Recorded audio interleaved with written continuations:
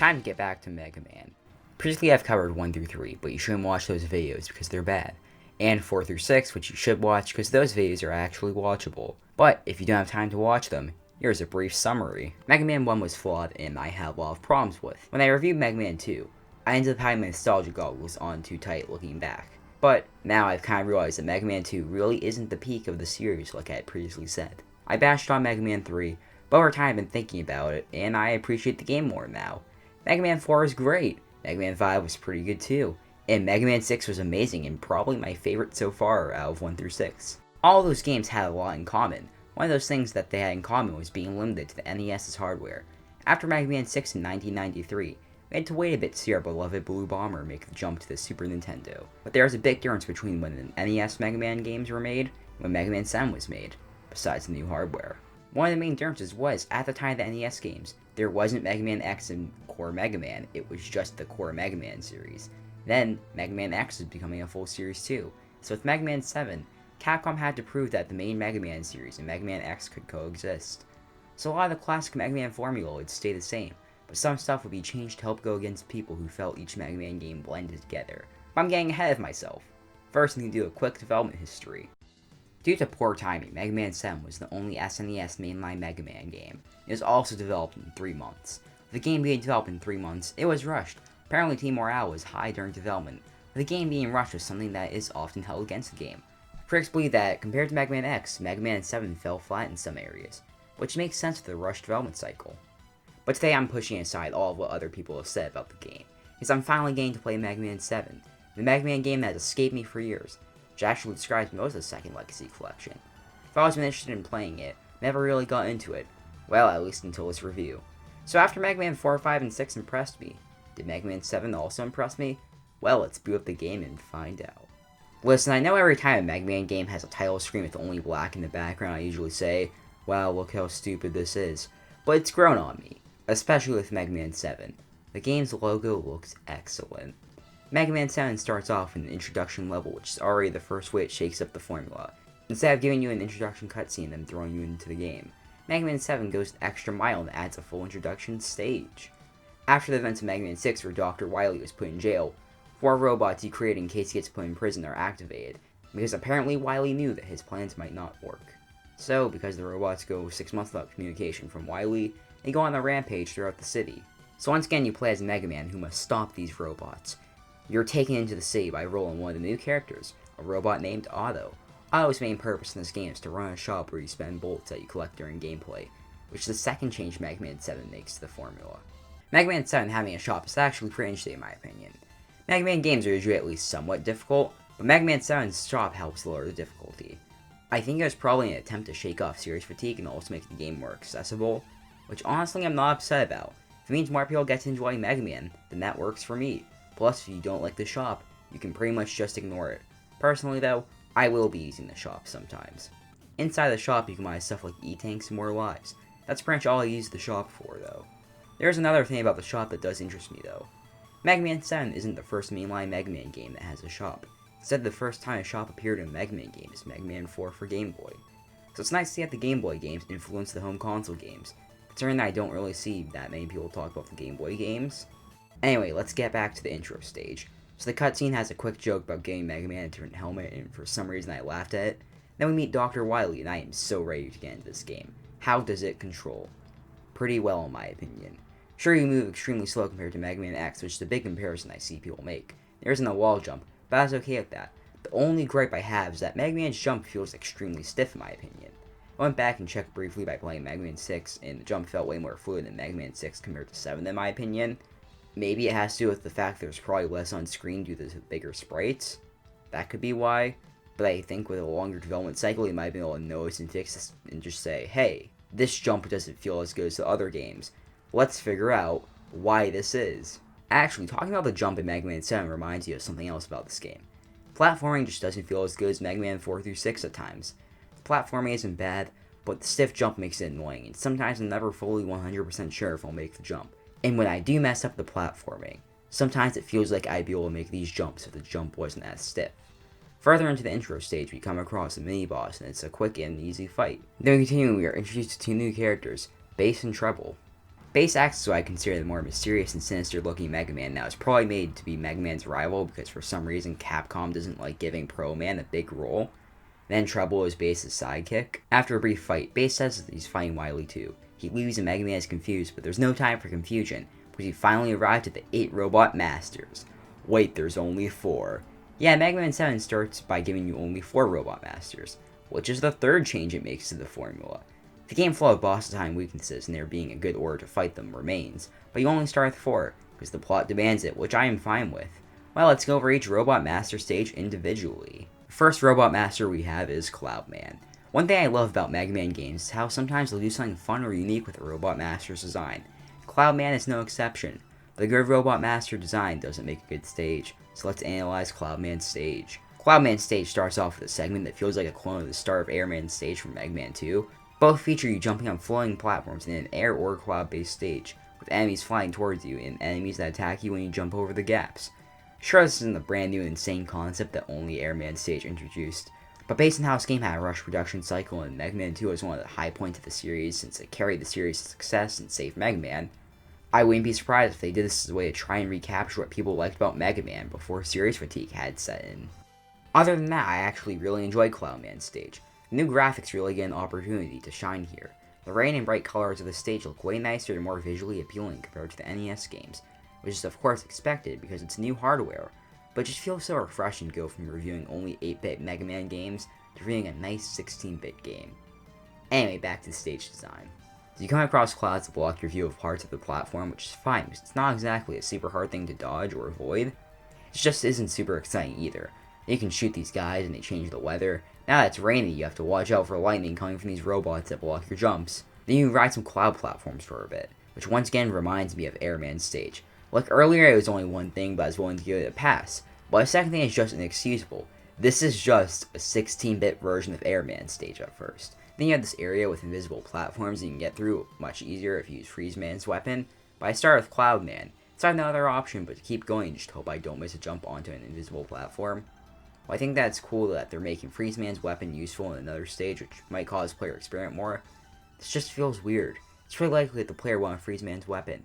Why not save the skin for the other 4 Robot Masters later on, and the player actually has all of the first 4 Robot Masters weapons? Really hope a future Mega Man stage makes use of all 4 Robot Master weapons. Next we go inside and meet Pro Man, who said that it's been a while and honestly he isn't wrong. He gives a hint before he leaves. Okay then. I guess I'm glad Pro Man shows up, but I wish he had a more significant role. Cloudman's stage finishes up with you going back outside the platform for a bit until you reach the first Robot Master boss fight, Cloudman. Cloudman's fight is actually pretty enjoyable. He hovers up and shoots lightning at you that you have to dodge because it covers a small portion of the ground. Then he comes back down and makes it rain for a bit while shooting more lightning out, so you have to balance dodging it while shooting him. Another small detail I like is depending on what side of him you're on, you either get pulled away from him or towards him. I'm going to be honest, the fight against Cloudman did take me a while, like not super long, but it took me around 6 minutes because I kept dying to him shooting out electricity. When I finally beat him, it actually felt really satisfying though. I felt like I had earned this victory, like yeah, I didn't get lucky. I actually used my skill to beat Cloudman. Mega Man 7 adds a bit of flair to gain a weapon. Now a cutscene plays where you visit Dr. Light and see what the color palette for the weapon looks like and get an explanation of what it does. So what does Cloudman give? Cloudman's weapon has a creative name, Thunderbolt, which is stupid that they didn't give it a cool name, but it's fine because I love the blue and yellow color scheme it gives Mega Man. Pretty sure anyone watching this video who is familiar with Mega Man 7 has probably left a comment by now asking why did I start with Cloudman. Well, the boss order I found suggested starting with him. While making this video, I found out that you should actually start with Burst Man. Don't worry though, I ended up sticking with a pretty good boss order and went to Junkman. Junkman has a design that I really like. He looks like Wily did just take a ton of junk and scraps and put them together to form a robot. But Junkman isn't made of parts that make him hideous or stupid looking. Instead, he still looks like a threat, just a weirdly constructed threat. While it isn't one of my favorite designs in any Mega Man game, or even this game, I do enjoy it. Junkman's stage starts off with some basic jumps, then we face what might be one of my least favorite enemies in the game, cockroaches. These games are just so annoying. They can stick to areas that make them a pain to hit, and they spawn in until you destroy the pile. They can stick to areas and make them a pain to hit, and they spawn in until you destroy their pile. Because they're also low on the ground, you can't shoot them while they're coming towards you, so you end up having to either take the hit or retreat to an area where you can hit them. It just isn't fun to fight against at all. You enter this elevator section where you constantly deal with enemies flying down and shooting at you. As basic and cliche as these sections of locking in a player somewhere and force them to fight enemies are, I still enjoy them. Makes for a bit of a fun challenge. Well, except here, it wasn't actually that challenging and I didn't feel threatened by it, but it's still a fun brief switch of the normal gameplay. After this we just have some basic platforming with this one section of ladders. It should have been quick and easy, but for some reason I kept screwing it up. The level continues with the section of going through junk and having to deal with these worms. It was okay. I don't really think it's awful, but it also wasn't a lot of fun. Well, it is until they add platforming and falling junk to it. After that, it becomes tedious, unnecessary, and overall just downright painful. They didn't need to add the platforming to this part. Sometimes it just felt like I was being punished for getting on the platform I need to go on. Apparently the game didn't like me being on it at that time, so it just felt like throwing junk on me, which caused me to get a game over so I had to replay the entire stage. So I got past the worm section, and the stage just ends with an anticlimactic walking section that just feels like filler. Why not just end it after the worms and platforming? How's the boss fight with Junkman? Well, I timed it, and in around 16 seconds, Junkman was defeated. Sure, has used its weakness, but wow, did this boss fight go by quickly. I could excuse the quickness of the fight if it was actually interesting, but nope. It's just him hopping around and you sliding under and then shooting him. Not really that exciting, especially when compared to Cloudman's fight. Did I hate Junkman's stage? Nope. Did I enjoy it? Sort of. Junkman's stage was flawed and mediocre. Only really has one offensively bad moment, which is the worm section. But then stuff such as the fight against Junkman and most of the platforming in the stage is just okay most of the time. The cockroaches from the start of the stage also help drag down what it actually does well. I never mentioned what weapon you get from Junkman, did I? You get the junk shield. Yep.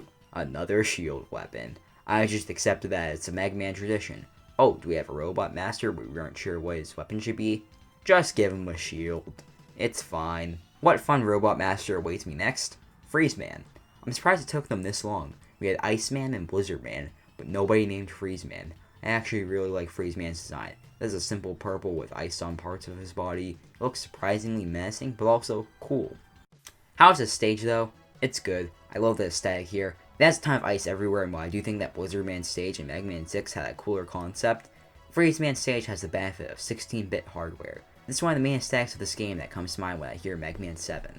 Use some basic jumping and you're introduced to one of the main unique stage enemies you'll fight, a polar bear. It slides ice towards you and you have to fight it while dodging the ice. It's a fun encounter that I enjoyed, even if I do think it went on for a bit too long. Then you go up a ladder into another encounter with a polar bear. The difference is now it has the high ground. Well, it did until I realized how easy it is to stand at the same height as it. Besides that, it's nice to see the game introduce the concept and later introduce the concept in a more difficult situation to test your abilities. This is one fatal flaw though. It's pretty close to the previous one. They wanted to test the player more. They should have added a screen or two between the polar bear fights. Without space between encounters, it kinda just feels a bit like padding.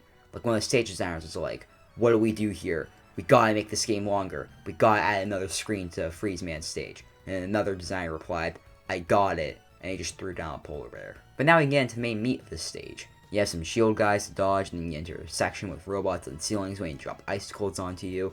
You're also introduced to ice that cracks if you stand on it for too long. Both these stage gimmicks will be important later, so you better get good at them. You continue moving forward, and the game has you force the enemy to drop an icicle so you can continue. This is how you should test the player. Show them a gimmick, and then later have them apply it to a different section. But they give you a bit of time with it. The gimmick isn't just jumping and shooting one enemy. While it isn't this crazy new innovation in game design, at least it works well. Then you do some basic running and gunning until you reach the next big challenge, platforming section that really forces you to adapt to slippery ice controls, which makes sense. This stage does have you on ice, of course it's slippery. So how's this section? Not that fun. Slippery controls usually aren't fun, and this section is no exception. Sure, it makes sense that you're slipping around since you're on ice. Mega Man 7's stiff jump, slippery controls, and having to fight enemies while doing platforming is all combined to create a section that gave me a game over, which caused me to have to restart the stage, and my time felt wasted. When it feels like a game is wasting my time to increase the total playtime, it feels lame. Mega Man 7 struggles with this a lot, especially in Freezeman's stage. Mega Man 7 sometimes feels like it would prefer to waste your time and also make weird design decisions, just to stay different from the X series. What comes after the ice platforming? A fight with a polar bear, and it actually fits here. It's harder than your previous encounters with him. This is how a level should be designed.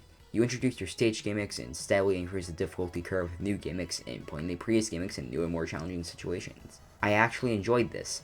I just wish they would cut out the fillers sometimes.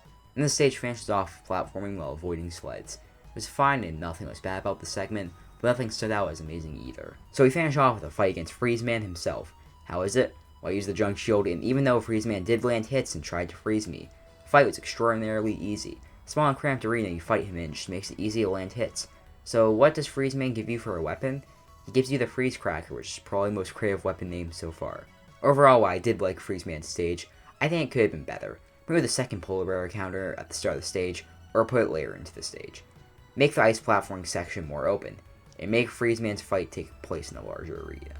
So far, I've noticed a critical problem with Mega Man 7. A lot of padding is in this game, and the only boss fight that has actually put a challenge is Cloudman's fight. The game hasn't really done much to impress me. While I like Mega Man 7 so far, it just feels like a Mega Man game going through the motions, not something like Mega Man 4 or 6 that adds something cool to the series. The best comparison would be to Mega Man 5, which is the game that I enjoy, but that game didn't innovate much. And so far, Mega Man 7 has that problem too. I feel like the only two major additions were adding the shop into a home console game, having gorgeous and colorful 16-bit graphics.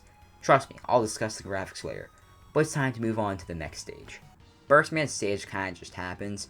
Yeah, I bet you weren't expecting me to say that, considering how I haven't shut up about every other stage. So why does Burstman's stage feel like it just happens? Nothing here sticks out as insanely good or bad to me. You have stuff like his design, which is just bland. The theme of the stage is bland too. But you have other cool stuff like the bombs that activate when you step on them in the mini-boss. There's only two things about the stage that's memorable. The first is the section where you flow up. It's a fun, quick little thing that adds a bit of variety to the stage.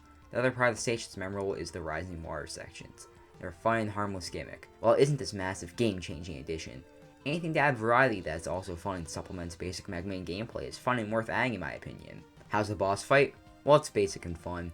You mostly just have to avoid his bubbles while shooting him. You also have to avoid these bombs, so it adds a fun chaos of dodging the bombs and also dodging the bubbles. The bubbles also sometimes block your shots, so you can't sit there and spam your weapon.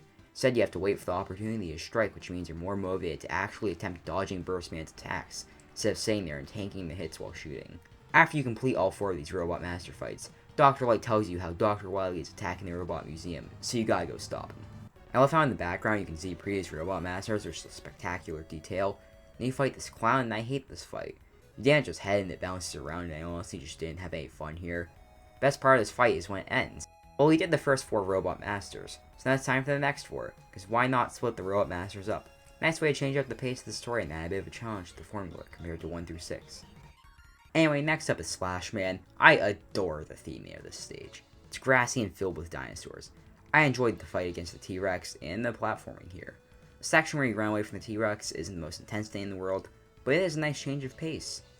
I really enjoyed this one section where you stand on top of this dinosaur and ride it, then you briefly have to jump off and get on a new one, which is at least a little fun, even if it does feel pointless.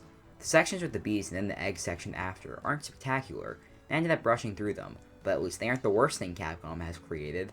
Overall, the stage actually is designed pretty well. I felt like it got harder over time like it should, even if at the end it wasn't super fun, but it isn't perfect. For example, these dinosaurs that projectiles at the start of the stage take too long to kill, the enemies that fly at you are a nuisance, which are just minor annoyances though. They don't take away from how great Slash Man's stage is. Well, an amazing stage must have a perfect Robot Master boss fight to end it off, right?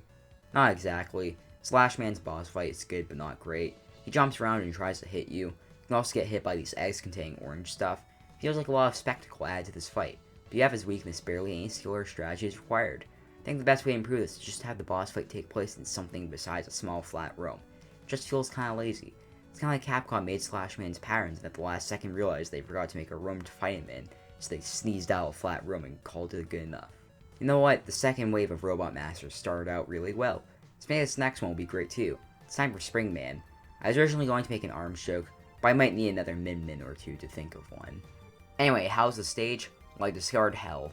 Let's start off with what I like. The stack and the music are both nice. Is there anything else on my list of things I like about it? Let's check. Nope. It's just non-stop bouncing around.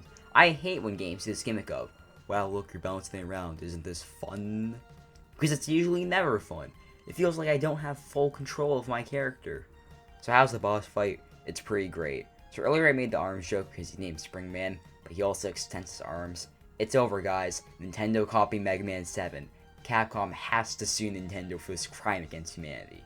Anyway, enough of the overused jokes that you're probably cringing at. The fight is enjoyable. I like how he dodges his arms and then have to wait for the right moment to hit him with his weakness. I had a blast with it. Next up is Shade Man. This is a fun and quick stage. First they hit you with Shade Man's intro, which is just funny to me how he bows in a super formal way.